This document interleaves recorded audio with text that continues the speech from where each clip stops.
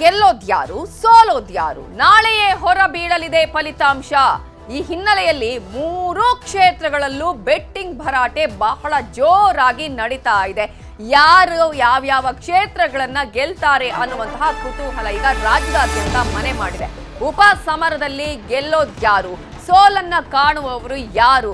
ಈಗಾಗಲೇ 3 ಕ್ಷೇತ್ರಗಳತ್ತ ಇಡೀ ರಾಜ್ಯದ ಜನರ ಚಿತ್ತ ನೆಟ್ಟಿದೆ.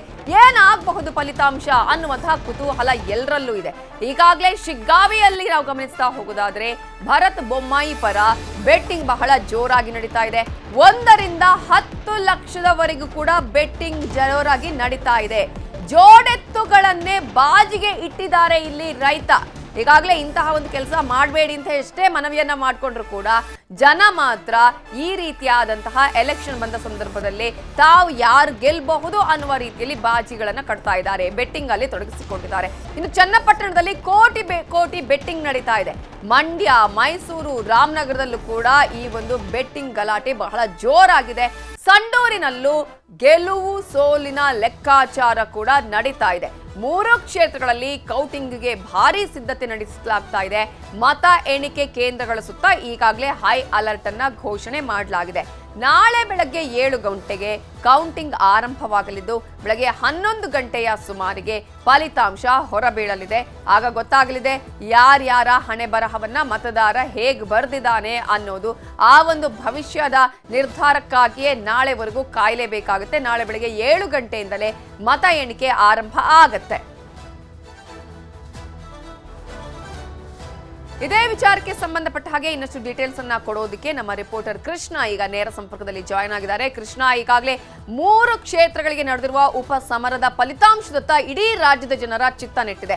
ಪ್ರಮುಖವಾಗಿ ಈಗಾಗಲೇ ತಮ್ಮ ಅಭ್ಯರ್ಥಿಗಳು ಗೆಲ್ಲಬಹುದು ಅನ್ನುವಂಥ ನಿರೀಕ್ಷೆಯಲ್ಲಿ ಬೆಟ್ಟಿಂಗ್ ಕೂಡ ಅಷ್ಟೇ ಜೋರಾಗಿ ನಡೀತಾ ಇರುವಂಥದ್ದು. ಒಂದ್ ಕಡೆ ಬೆಟ್ಟಿಂಗ್ ಮಾಡ್ಕೋಬೇಡಿ ಅಂತ ಹೇಳಿದ್ರು ಕೂಡ ಇಲ್ಲಿ ನಾವು ಗಮನಿಸಬಹುದು ಯಾವುದೇ ಕಾರಣಕ್ಕೂ ಆ ರೀತಿಯಂತ ನಿರ್ಧಾರವನ್ನ ಮಾಡ್ತಾ ಇಲ್ಲ. ಕಾರಣ 1 ರಿಂದ 10 ಲಕ್ಷದವರೆಗೂ ಕೂಡ ಬೆಟ್ಟಿಂಗ್ ಅಂತ ತೊಡಗಿಸಿಕೊಂಡಿದ್ದಾರೆ. ಕೆಲವು ರೈತರಂತೂ ತಮ್ಮ ಜೋಡೆತ್ತುಗಳನ್ನೇ ಇಡ್ತಾ ಇರುವಂಥದ್ದು. ಯಾವ ರೀತಿಯ ನಿರೀಕ್ಷೆ ಇದೆ? ಯಾವ ರೀತಿಯಾಗಿ ತಮ್ಮ ಅಭ್ಯರ್ಥಿಗಳ ಪರವಾಗಿ ಬೆಟ್ಟಿಂಗ್ ಭರಾಟೆ ಜೋರಾಗಿದೆ? ಖಂಡಿತವಾಗ್ಲೂ ನಮಿತಾ, 3 ವಿಧಾನಸಭಾ ಕ್ಷೇತ್ರಗಳಿಗೆ ಏನು ಚುನಾವಣೆ ನಡೆದಿದೆ, ಈಗ ಫಲಿತಾಂಶ ನಾಳೆ ಪ್ರಕಟ ಆಗ್ತಾ ಇದೆ.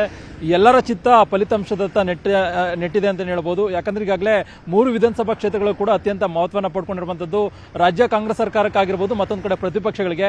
ಒಂದ್ ಕಡೆ ಸರ್ಕಾರದ ವಿರುದ್ಧವಾಗಿ ಸಾಲು ಹಗರಣಗಳು ಪ್ರಕರಣಗಳು ಕೇಳಿ ಬಂದ ಸಂದರ್ಭದಲ್ಲಿ ಸರ್ಕಾರ ಬಂದು 2 ವರ್ಷಗಳು ಆಗ್ತಾ ಇದೆ. ಇಂತಹ ಸಂದರ್ಭದಲ್ಲಿ ಎಲ್ಲೊಂದ್ ಕಡೆ ಜನರ ವಿಶ್ವಾಸವನ್ನ ಕಳೆದುಕೊಳ್ತಾ ಇದೆ ಅನ್ನೋ ಒಂದು ಕಾರಣ ಮಾತನ್ನ ಈಗ ಬಿಜೆಪಿ ಮತ್ತು ಜೆಡಿಎಸ್ ನಾಯಕರು ಮಾಡ್ತಾ ಇದ್ದಾರೆ. ಇದಕ್ಕೆ ಈ ಒಂದು ಆರೋಪಕ್ಕೆ ಪುಷ್ಟಿ ಕೊಡುವಂತೆ ಈ ಒಂದು ಚುನಾವಣೆಯ ಫಲಿತಾಂಶದ ಮುಖಾಂತರವಾಗಿ ಎಲ್ಲ ಒಂದ್ ಕಡೆ 3ಕ್ಕೆ 3 ಕ್ಷೇತ್ರಗಳನ್ನ ಗೆಲ್ಲುವಂತ ನಿಟ್ಟಿನಲ್ಲಿ ಬಿಜೆಪಿ ಮತ್ತು ಜೆಡಿಎಸ್ ನಾಯಕರು ತಂತ್ರಗಾರಿಕೆಯನ್ನು ಮಾಡಿ ಸಕ್ಸಸ್ ಅನ್ನ ಕಾಣುವಂತ ಸಂದರ್ಭದಲ್ಲಿದ್ದಾರೆ. ಹೀಗಾಗಿ ಏನಾದ್ರು 3 ಕ್ಷೇತ್ರಗಳು ಕೂಡ ಗೆದ್ರೆ ಸಹಜವಾಗಿಯೇ ಕಾಂಗ್ರೆಸ್ ಸರ್ಕಾರ ಸಂಪೂರ್ಣವಾಗಿ ವಿಶ್ವಾಸವನ್ನ ಕಳಿಸಿಕೊಂಡಿದೆ ಅನ್ನೋ ಒಂದು ಮಾತನ್ನು ಇಟ್ಕೊಂಡಿದ್ದ ಮುಖಾಂತರವಾಗಿ ಬರುವಂತ ವಿಧಾನಸಭಾ ಚುನಾವಣೆಗೂ ಕೂಡ ಸಿದ್ಧತೆ ಮಾಡ್ಕೊಳ್ಳುವಂತ ನಿಟ್ಟಿನಲ್ಲಿ ಕೂಡ ಮುಂದಾಗಿರುವಂತದ್ದು. ಮತ್ತೆ ಕಾಂಗ್ರೆಸ್ ಸರ್ಕಾರಕ್ಕೂ ಕೂಡ ಅಳಿವು ಉಳಿವಿನ ಪ್ರಶ್ನೆ ಆಗಿರುವಂತದ್ದು. ಯಾಕಂದ್ರೆ ಸರ್ಕಾರ ಬಂದ ನಂತರವಾಗಿ ಹಲವು ಯೋಜನೆಗಳನ್ನು ಪ್ರಕಟ ಮಾಡಿದೆ. ಆದ್ರೆ ಎಷ್ಟರ ಮಟ್ಟಿಗೆ ಈ ಒಂದು ಚುನಾವಣೆ ಫಲಿತಾಂಶದ ಮುಖಾಂತರವಾಗಿ ಸರ್ಕಾರಕ್ಕೆ ಬೆಂಬಲವನ್ನ ಮತದಾರರು ಕೊಡ್ತಾರೆ ಅನ್ನುವಂಥದ್ದು. ಹಾಗಾಗಿನೇ ಒಂದ್ ಕಡೆ ಕಾಂಗ್ರೆಸ್ ಆಗಿರ್ಬೋದು, ಮತ್ತೊಂದು ಕಡೆ ಬಿಜೆಪಿ ಮತ್ತು ಜೆಡಿಎಸ್ಗೆ ಅತ್ಯಂತ ಮಹತ್ವವನ್ನ ಈ ಒಂದು ಚುನಾವಣೆ ಪಡೆದುಕೊಂಡಿರುವಂತದ್ದು. ಈಗಾಗಲೇ ನಾಳೆ ಚುನಾವಣೆ ಫಲಿತಾಂಶ ಪ್ರಕಟ ಆಗ್ತಿದ್ದಂಗೆನೆ ದೊಡ್ಡ ಮಟ್ಟದಲ್ಲಿ ಈಗಾಗಲೇ ಬೆಟ್ಟಿಂಗ್ ಕೂಡ ಜೋರಾಗಿ ಕೂಡ ನಡೆದಿರುವಂತದ್ದು.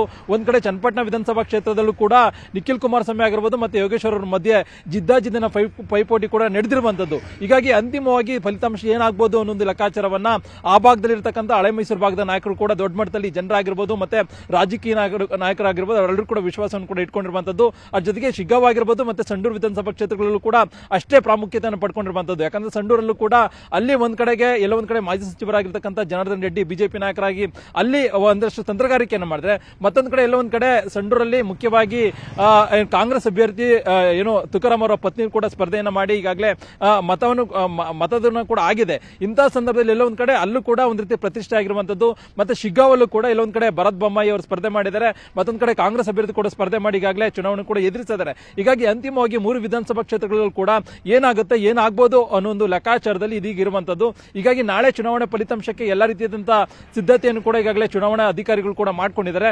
ಈಗಾಗಲೇ ರಾಜ್ಯದ ಜನರು ಕೂಡ ಬಹಳಷ್ಟು ಕುತೂಹಲದಿಂದ ಕಾಯ್ತಾ ಇರುವಂತದ್ದು ಈ ಒಂದು 3 ವಿಧಾನಸಭಾ ಕ್ಷೇತ್ರಗಳು ಕೂಡ ಫಲಿತಾಂಶ ಏನಾಗಬಹುದು ಅನ್ನುವಂಥದ್ದು. ಹೀಗಾಗಿ ಈ ಒಂದು ಫಲಿತಾಂಶದ ಆಧಾರದ ಮೇಲೆನೆ ಮುಂದಿನ ಒಂದಷ್ಟು ರಾಜಕೀಯ ಬೆಳವಣಿಗೆಗಳು ಕೂಡ ರಾಜ್ಯ ರಾಜಕೀಯದಲ್ಲಿ ಆಗುವಂತ ನಿರೀಕ್ಷೆ ಕೂಡ ಇರುವಂತದ್ದು. ಹೀಗಾಗಿ ಎಲ್ಲರ ಚಿತ್ತ ಸದ್ಯಕ್ಕೆ ನಾಳಿನ ಫಲಿತಾಂಶದತ್ತ ಇರುವಂತದ್ದು.